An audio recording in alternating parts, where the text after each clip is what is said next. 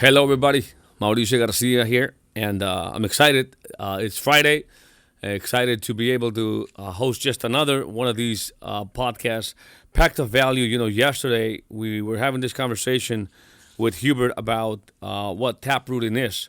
What is why is that one of the best kept secrets, and why is that the strategy that is helping a lot of the leaders in his organization really achieve income levels like never seen before, or at speeds never seen before.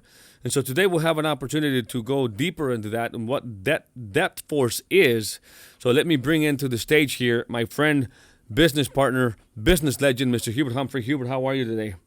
Doing great. Glad to follow up on this whole subject of depth force that we're talking about. We talked about wide, deep, geometric. You go wide personally, and then you go deep through the ambitious legs, and we do that tap rooting, and like a tap root of a tree, we talked about bringing nutrients and all, just like in our organization, bringing in those fresh new recruits and their fresh new prospect lists and all just keep coming in.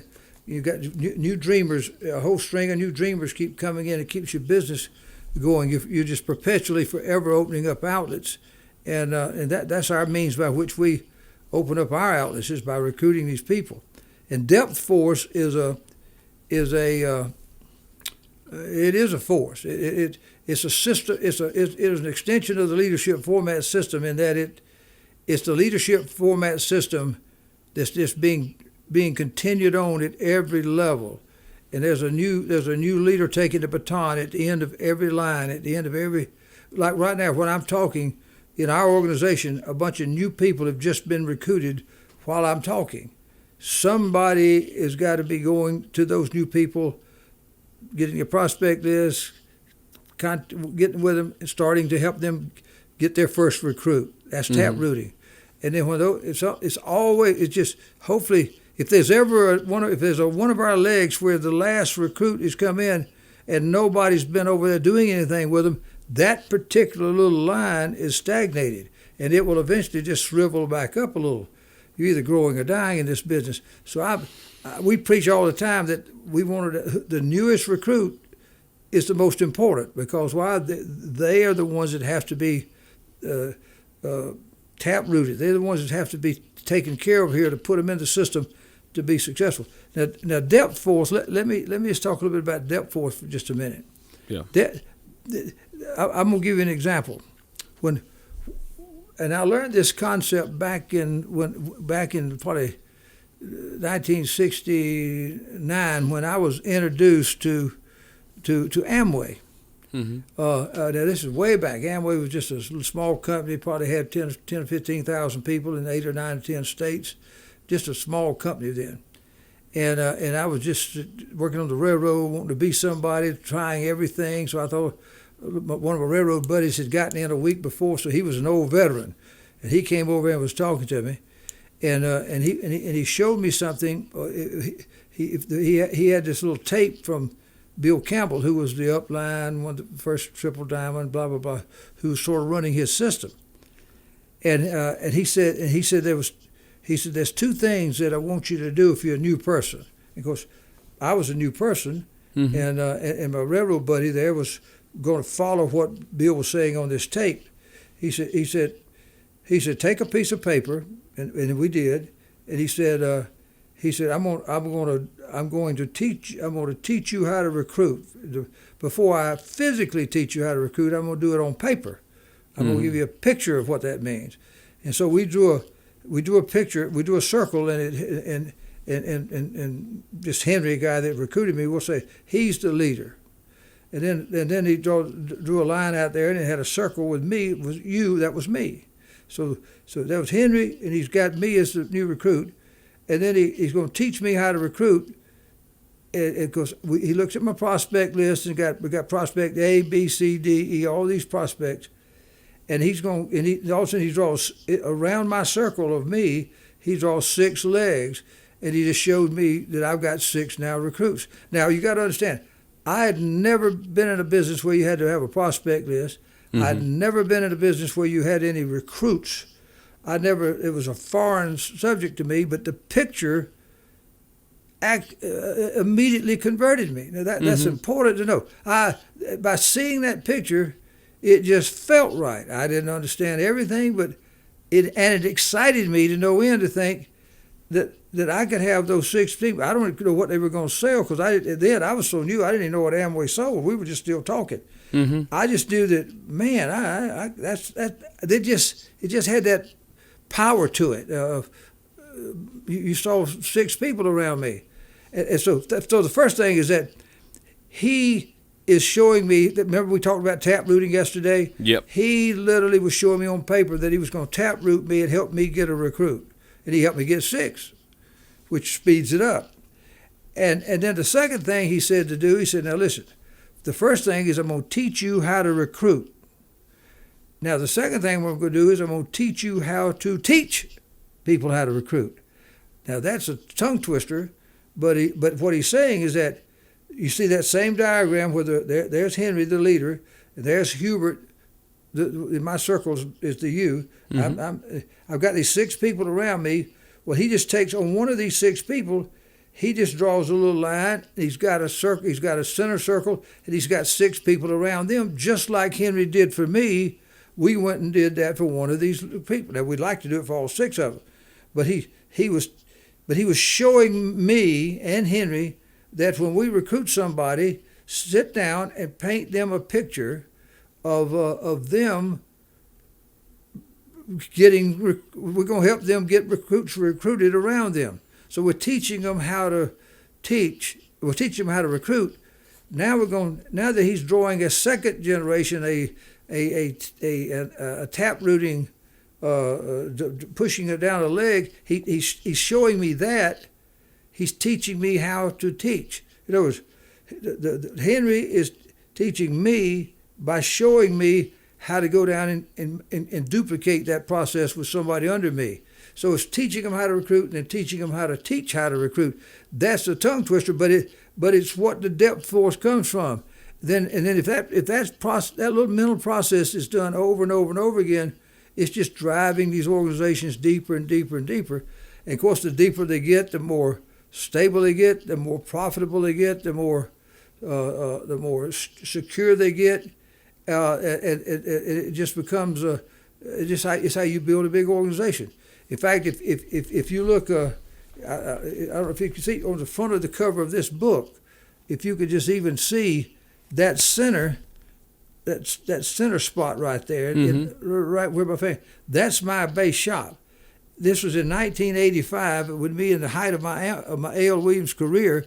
This is Hubert Humphrey with about 2,000 people in my base, and all these other people had come out of my base. And there's over 129 frontline legs that had become like general agents. They were like RMDs, we call regional vice presidents, and then they built people who built, and you see all these. This is nothing but the leaders. There were over 50,000 coded agents working under all these 5,000 leaders in this diagram. Now, you don't have to build something that big, but if you do, you're going to become very wealthy. You make millions of dollars with a system like this. But that simple little thing that I learned in Amway about drawing me some circles, I ended up with the guy that had the most circles. I had the most people. But it's a simple way of taking people who've never done anything and giving them a little diagram of what it looks like. It gets their mind thinking about it. Okay, I'll work with you now. Yeah, okay, we're gonna go call these people. We're gonna get them to a meeting. We're gonna do this. I kind of know why we're gonna call them now.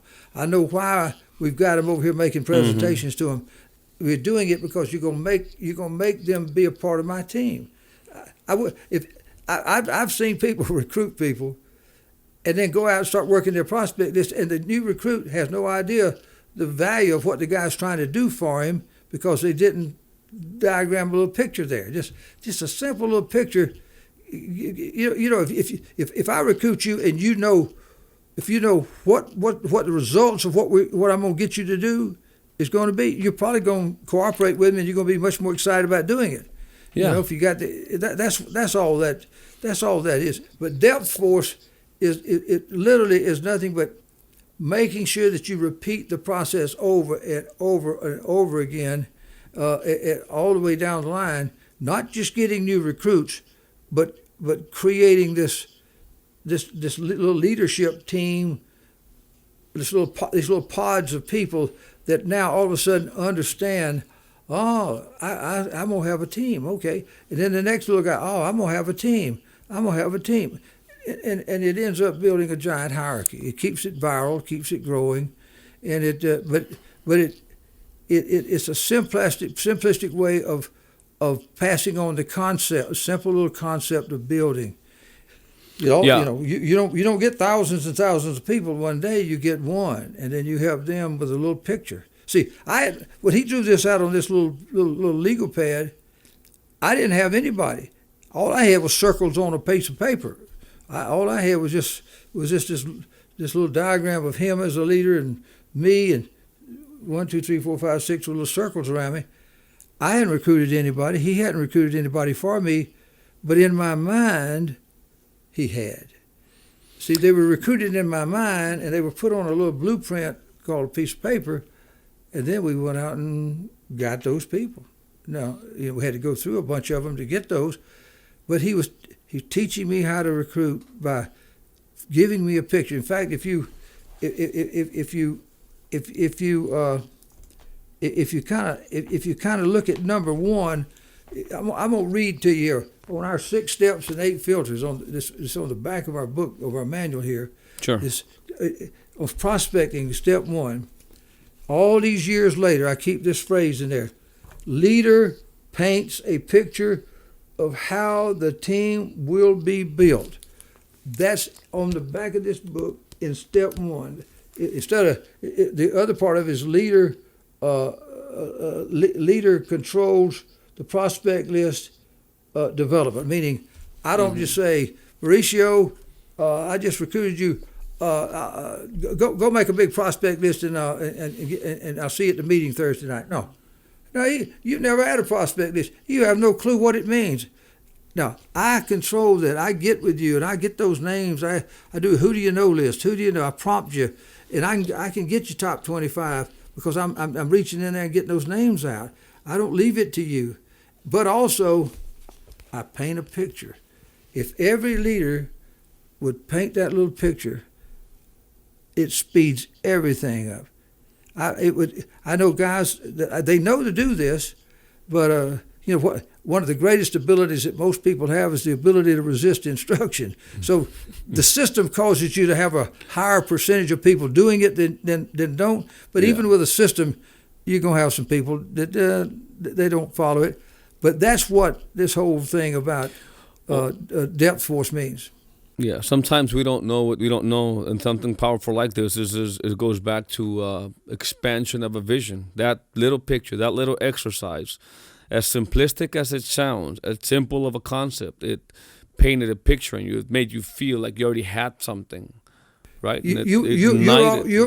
One thing about you, you're always looking for, when did that happen in your mind? When did you see this? What was the key that unlocked this? That's one of the things I love about you. You're always looking for the unlocking the mechanisms of the moments. Yes. Sitting in my little home in Macon, Georgia. By the way, it had 1,150 square feet. It had a $14,000 mortgage. It was at 18% interest back in those days. Mm-hmm. And he's sitting there talking to me. I'm 2 guys working on the railroad. Neither one of us want to be on the railroad. And he's sitting down there. He's been working a week in this thing. Amway's a little old company. We're looking at this little book that he had gotten in a little kit. I hadn't even got my kit yet, my starter kit yet.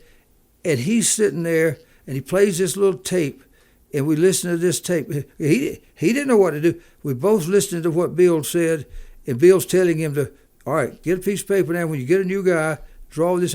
And Henry just sit there and drew this little it took him 30 seconds. But him doing that little picture, if that had not occurred way back in 1969, in my little old den living room combination, we had a kitchen and a little sitting area. If he had not done that, I wouldn't be sitting here talking to you today. That's how important it was for me, and I know it'll make the difference for every leader that comes into the business if somebody just take the time to show them the why. Why are we fixing to do this? What's in it for me? That's all people really want to know. What's in it for me? Why are we going to do this? Will it get me to where I want to be? And if you'll take the time to break that little mental barrier that they all have, because they don't know what they're doing. Fear freezes you. Fear causes you not to take the next action. Not so much fear, but the lack of knowing where you're going, or the unsure feeling you have, the uncertainty. All that does is it freed my mind up. For just a brief moment, I didn't know anything about prospecting, didn't know anything about recruiting or building a team. For that brief moment, my mind accepted the fact that I now had a little team. It was just written on a piece of paper. Sure. Okay. Well, just describing the destination, it's where you get the motivation. That's why leader paints the picture on how things are going to be built, why we're going, where we're going, and how we're going to get there. Powerful episode today, Hubert. Probably one of my favorite ones. I kept so quiet, just absorbing everything in it. I think it's one of the one little exercise that can be the major driver to humongous growth. It doesn't matter what business you're in. But if you apply it in the financial industry, it's even more powerful, because the financial industry is where it's at.